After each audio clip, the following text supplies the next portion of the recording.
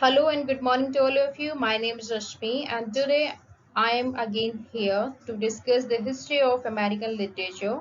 And this is the part third of the lecture series that is going on the brief history of American literature. In the previous two video lectures, I have already discussed the four period of the American literature, and in today's video, we will discuss the two periods of the American literature, especially the modern American literature. So let's discuss.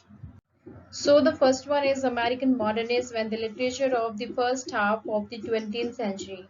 Means in the very first slide we will discuss the modern American literature or the modern age of the American literature, and at the same time we will discuss the prominent figures of the early 20th century American literature and their works as well.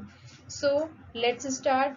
Since the dawn of 20th century, writers were looking for new ways of writing and new topics. Means in the very beginning of the 20th century, the writers, lots of writers, they have experimented with new forms and new ways of writing, and their writings express their feelings about living in the modern age. Some of them wrote positively, some negatively, and their style became more complicated. Experiments were quite common, and many movements appeared during that time. It was the time when lots of movements came in American literature, and together they might be called modernism. And all these things together can be called an age of modern literature or modern American literature. So, and if we talk about the prominent figures of the early 20th century American literature, so the very first name we'll call the first one is Ezra Pound. I hope you all are well aware with the name of or the with this writer Ezra Pound, and he was one of the most influential poets of the 20th century, and he was born in the USA, but he spent a long time in Europe. He also spoke many languages. He is one of the most complex writers in the history of American literature. He was involved in pioneering new styles and movements, and one of the most influential movement that was founded by Ezra Pound, that is known by the name of images. Imagine, which emphasis on the pictures or which provoke pictures in the reader's mind, or vortices. Means images, actually it was a movement in which the writer's main emphasis is on the pictures. Whenever we go through the uh, works of these writers, the writing of such writers evoke a picture in the mind of the readers. That's why it is called. That's why this movement is known by the name of images. Then his most important work is called Cantos. Then the second writer, T.S. Eliot, who lived in Britain and wrote The Wasteland. I hope you all are well aware with the great poem The Wasteland, written by T.S. Eliot. It is a very complicated and it is a very versatile modernist poem written by T.S. Eliot. Then the next one is E.E. Cummings. He was an experimental poet, and his poems often played with form. And we can also say that E.E. Cumming, he was one of the prominent figure in the group included images. Then the next is the Chicago Renaissance. Chicago Renaissance, actually it was a movement consisting of Illinois poets like Carl Sandburg. Okay, if we talk about this prominent figure, so we can say he was optimistic about America's future, and he expressed his passion for the rhythm of a modern city in his Chicago poem. Poems writers of the Low Generation group. Actually, the Low Generation, it's a term invented by Gertrude Stein to refer to a group of writers who felt alienated to the world. They wrote about young people who don't find any pleasure in everyday life or becoming rich. And the group included Ernest Hemingway, Abiscott Fitzgerald, Gertrude Stein, John Dos Passos, and William Faulkner. The lost generation, it was actually a term referred to the works or to these writers. It was a group of such writers, as I mentioned the name of these writers here. So the very first one is Ernest Hemingway, who was probably the most famous representative, and his writing style is very plain. However, his stories and novels are sometimes compared to an iceberg. It means you only see the 1/8 and the rest is hidden below the surface. And his novelette, The Old Man and the Sea, which was published in 1952, earned him the Nobel Prize for Literature. It shows the struggle between a fisherman called Santiago, who is the protagonist of this novel, and the natural world. The moral of this story can be summed up as a man can be destroyed but not defeated. Actually, this is the most important message that was given in this particular novel by Ernest Hemingway, that a man can be destroyed but not defeated. Then the second work, The Sun Also Rises. The Sun Also Rises. It's about a group of young people who drink, have love affairs, and attended bullfights, all these without any mental satisfaction. I mean, this novel is about, actually this about the bullfight, and all these without any mental satisfaction. Then the third one is A Farewell to Arms and For Whom the Bell Tolls. These are the prominent works written by Ernest Hemingway, which earned him as the most famous American writers, or the most famous writer of the American literature. Then the second writer is F. Scott Fitzgerald, who is well known for his work The Great Gatsby. The Great Gatsby, Great Gatsby, that was came out in 1925, and it is a short novel about Nick Carey. Nick Carey, who is the main protagonist of this book, who meets a mysterious rich man named Jay Gatsby, and Gatsby spent much time throwing lavish parties. However, this does not make him feel happy, and this book shows the negative aspects of high society in the roaring 20s. Then the next work written by F. Scott Fitzgerald is The Curious Case of Benjamin Button. It is a short story about a man suffering from reverse aging. So these are some great book written by F. Scott Fitzgerald. Then the third one, William Faulkner.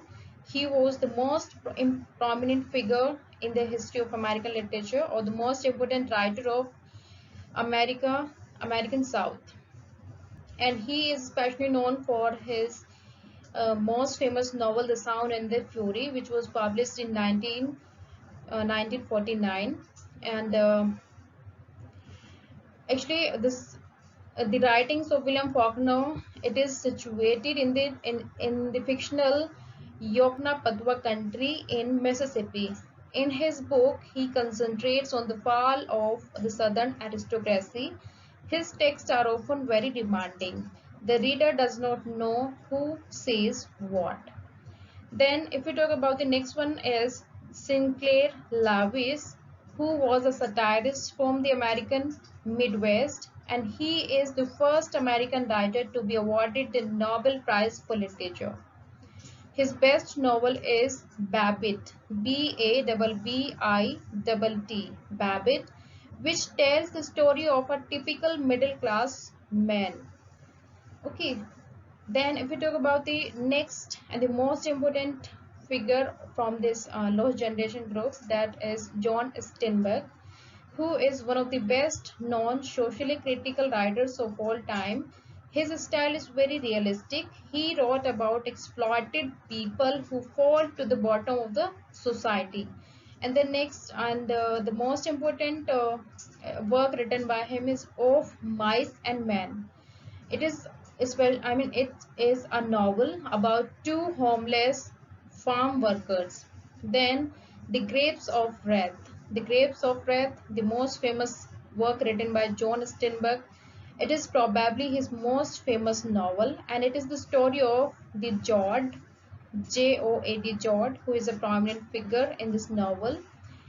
and his family moving from Oklahoma to California to work there on fruit farms in terrible conditions. East of Eden is another of his great works. So these are the prominent figure of the Lost Generation group and their. Now come to the next American literature in the second half of the 20th century and contemporary American literature.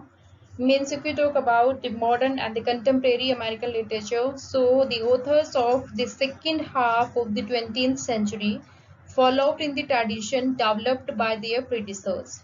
More movements appeared like the Beat Generation, hippies, African American, Asian, Native Americans, Jewish, more become involved, and some of the authors may be called postmodernist. New topics become popular: the revolt against the system, ethnic and racial issues, the Holocaust. New genres flourished like comic books, fantasy novels, science fiction, horror stories. American dramas was going through its best times. Means we can say that this was the time when there is a huge development in the American literature, and we can say that it was the golden time period of the American literature. And if we talk about the prominent authors of this period, so the first one is J.D. Salinger, who wrote The Catcher in the Rye, RYE, The Catcher in the Rye, that was came out in 1951, and it's a short novel about a young man leaving his university studies disgusted with people around him. Then the second writer is William Citroen, who was a Southern writer and who is best known for Sophie's Choice.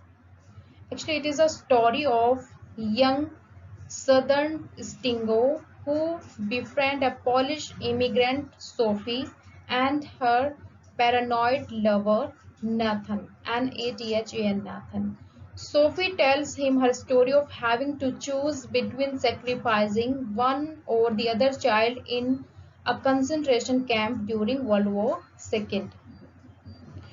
As for the authors writing about war, we can best, the best we can call the best writers writing about the Second World War, like the Norman Miller, who is best known for his novel The Nicked and the Dead, which was came out in 1948 and which takes place during World War II in the Pacific.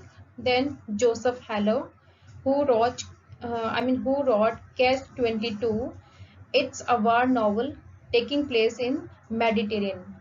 A group of pilots is added new flights to their schedule instead of being laid off. Then the next prominent figure in the modern American literature is Tennessee Williams, who wrote psychological plays, and he is the author of A Cat on a Hot Tin Roof, or A Street Cat Named Desire, which is the most famous work written by Tennessee Williams. A Streetcar Named Desire. The later is the tragedy of a woman raped by her brother-in-law. It is one of the most quoted American plays ever written. Then the next prominent figure is Arthur Miller, who wrote Death of a Salesman. That is a tragedy of a disappointed aging man who commits suicide to ensure his family money from his insurance. Then the best and the prominent figure in American literature is Edward Albee, who is known for his work Who is Afraid of Virginia Woolf. He is another famous drama of this period. Actually, in the 1950s, a group of non-conformist authors emerged, which is now known as the Beat Generation. They refused to fit in the society, revolted against the establishment, experimented with drugs, and criticized consumerism. They preferred spontaneity and traveling. San Francisco became their center. Their literature is still popular and is inspirational for many young people. And the writers, if we talk about the writers related to this, the Beat Generation, like Jack Kerouac, Lawrence Lawrence Allen Ginsberg. Allen Ginsberg, who wrote Howl, Howl, Howl. It is a poem expressing the beating or beating attitude. And if we talk about the African American literature, which became more prominent as the struggle for human rights intensified, they followed the so-called Harlem Renaissance, a movement of black writers. The poet Langston Hughes, from the 1920s, the African American literature, they followed the Harlem Renaissance. It was a movement of black writers that emerged during 1920s. And if we talk about the prominent figure of this period or of this movement, African American literature, like James Baldwin, who was an essayist and novelist, writing not only about black people's problems but also about homosexual problems. And the next and the prominent figure of African American literature, like Toni Morrison. Toni Morrison, who is a Nobel Prize winner, and she is famous for her novel The Bluest Eye, that was came out in 1970, about a black girl who is raped by her father and becomes pregnant with him. The book criticizes black girls' pursuit of the ideal of beauty embodied by white girls. Though there are also a number of African American writers who wrote about the American literature, who wrote about the African literature or the slavery or the races, the issues like racism and the exploitation of the black people. So I just give the detail of the two writers, James Baldwin and Toni Morrison. Then if we talk about Jewish American literature, it draws inspiration from the painful experience of the Holocaust, but also from the Jewish spirit, traditions, and humor. The main hero is often as unlucky outsider. And if we talk about the prominent figure of Jewish American literature, like Isaac Bashevis Singer, who wrote Gimple the Fool, Gimpel, Gimple the Fool. It's a story of an unlucky man who has 5 children without sleeping with his wife. Then the next writer, Bernard Malamud. Bernard Malamud, who is the author of The Fixer, Fixer, The Fixer. It's a book about Jews experiencing anti-Semitism in Ukraine. Then the next writer is Philip Roth, who was accused of being anti-Semitic even though he is Jewish. He wrote Portnoy's Complaint, Portnoy, Portnoy's Complaint. It's a book about a boy inspired by his mother. So these are some prominent figures from the Jewish American literature. Though there are also a number of writers who has written lots of great work in the history of American literature or in American literature, but as it's not possible to include all the writers or the writings of these writers in one video lecture. So today we completed this lecture series with this slide. So if you have any query or any question regarding any lecture, regarding this lecture or the previous one, you can write down in the comment box, and we will discuss in the coming video.